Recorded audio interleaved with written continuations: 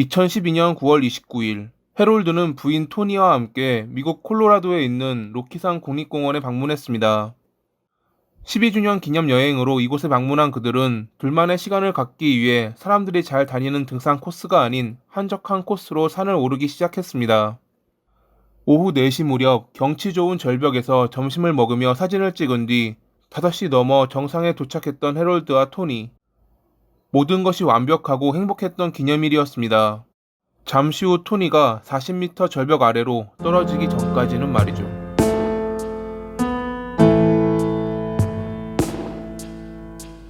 그날 오후 5시 54분에 콜로라도 911 센터에서 근무 중이던 담당자는 다급한 목소리로 아내가 절벽에서 떨어져 의식이 없다는 해롤드의 전화를 받았습니다.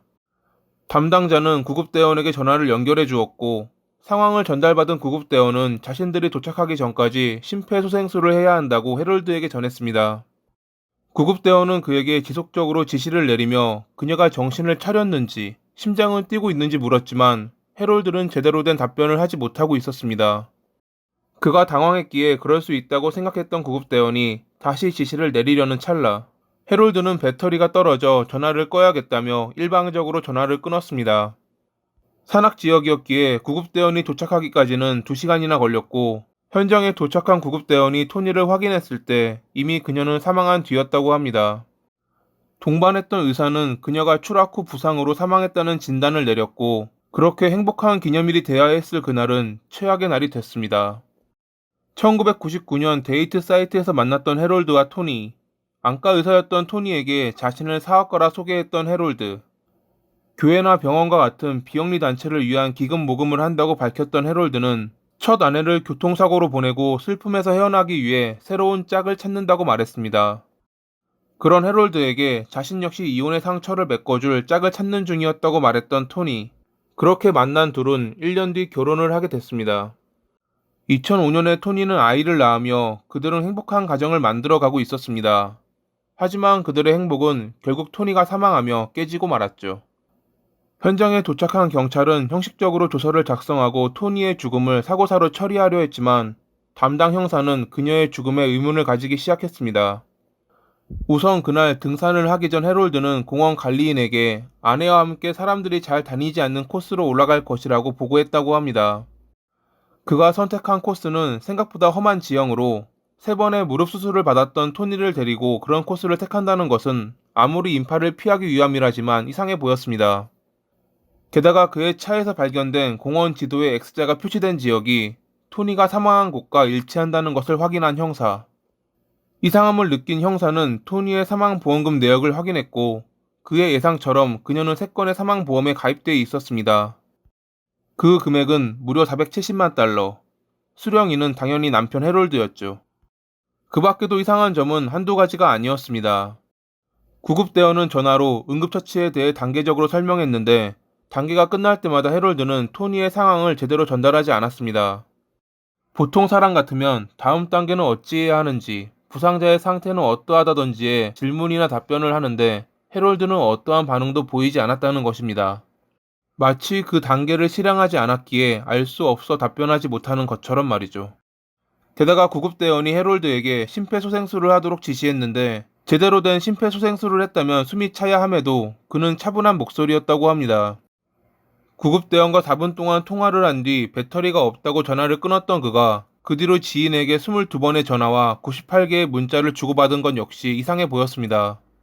그의 문자 내용 중에는 친구에게 공원으로 와서 자신을 데려가 달라는 말과 함께 어떻게 와야 하는지에 대한 자세한 내용이 적혀 있었다고 합니다. 해롤드를 조사하던 형사는 그의 첫 아내의 죽음 역시 이상하다는 것을 알아냈습니다. 1995년 5월에 해롤드는 첫 아내 샌디와 함께 드라이브를 나갔고 집으로 돌아가던 중 타이어가 터져 한적한 길에 멈춰야 했습니다. 그 지역은 근처에 아무도 살지 않았기에 그들은 도움을 요청할 수가 없었는데 운 좋게도 당시 그들의 차를 발견한 지역 정비사가 차를 멈추고 다가왔습니다. 하지만 이상하게도 해롤드는 정비사의 도움을 거절했습니다.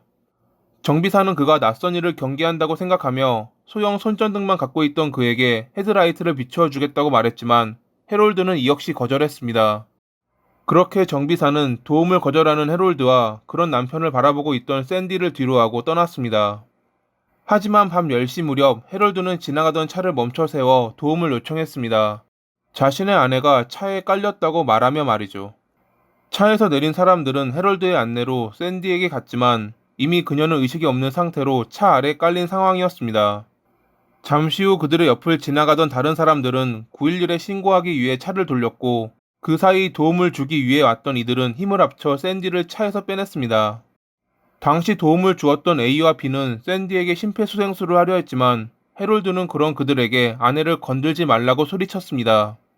하지만 A와 B는 그런 그를 무시하고 심폐소생술을 했고 가까스로 샌디의 숨을 돌려놓을 수 있었습니다. A와 B가 샌디의 몸을 따뜻하게 하기 위해 자신의 코트를 벗을 때까지도 해롤드는 그저 뒤에서 아무런 조치도 하지 않고 가만히 있었다고 합니다. 잠시 후 구급차가 도착했고 샌디는 병원으로 이송됐지만 결국 수술 중 사망했습니다. 무슨 일이 있었냐는 경찰의 질문에 타이어를 갈기 위해 차 아래로 샌디가 들어갔는데 갑자기 차를 받치고 있던 보트잭이 고장나 차에 그녀가 깔렸다고 말했던 해롤드. 경찰은 그의 말을 믿으며 수사에 착수한 지 6일 만에 샌디의 죽음을 사고사라 결론지었습니다. 당시 해롤드는 샌디의 사망보험금으로 60만 달러를 받았다고 합니다. 그렇게 첫 아내의 의심스러운 죽음으로 이득을 보았던 해롤드가 두 번째 아내인 토니의 죽음으로 더 많은 이득을 보았다는 것을 알게 된 형사. 해롤드는 당시 토니가 벼랑 끝에서 사진을 찍다가 그녀가 응원하는 축구팀이 이겼다는 문자를 읽던 중 벼랑으로 떨어졌다고 밝혔지만 형사는 그를 믿지 않았습니다. 토니는 죽은 지 5일 뒤에 그녀의 가족들이 반대했음에도 불구하고 해롤드의 독단으로 화장되어 콜로라도 레드 마운틴에 있는 한 장소에 뿌려졌습니다. 형사가 그동안 모은 증거들로 인해 FBI까지 움직였고 그들은 해롤드가 20년 동안 전혀 일하지 않았다는 것을 알게 됐습니다. 그는 자신이 비영리 단체를 위한 기금 모금을 하는 사업을 한다고 밝혔지만 회사만 만들어 놨을 뿐 어떠한 활동도 하지 않았던 것입니다. 아내들에게도 출장을 간다고 말하며 다른 장소에서 시간을 때운 뒤 돌아왔던 해롤드. 또한 해롤드가 첫 아내 샌디의 동생을 생명보험에 가입시켰고 서명을 위조해 자신이 수령받도록 조작했다는 사실을 알게 된 FBI. 그러한 상태에서 그는 매번 그 비싼 보험료를 내고 있었습니다. 물론 아내들의 돈으로 낸 것이었죠. 2014년에 해럴드는 연방 당국에 체포되며 1급 살인죄로 기소되어 보석 없이 구금됐습니다.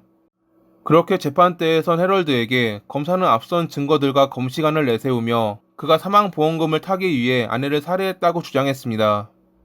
검시관은 당시 토니가 추락 후 20에서 60분 사이에 사망했으며 그녀의 몸에는 심폐소생술의 흔적이 전혀 남아있지 않았다고 밝혔습니다. 즉 해럴드는 당시 구급대원과 통화하며 토니에게 아무런 조치를 하지 않았던 것입니다.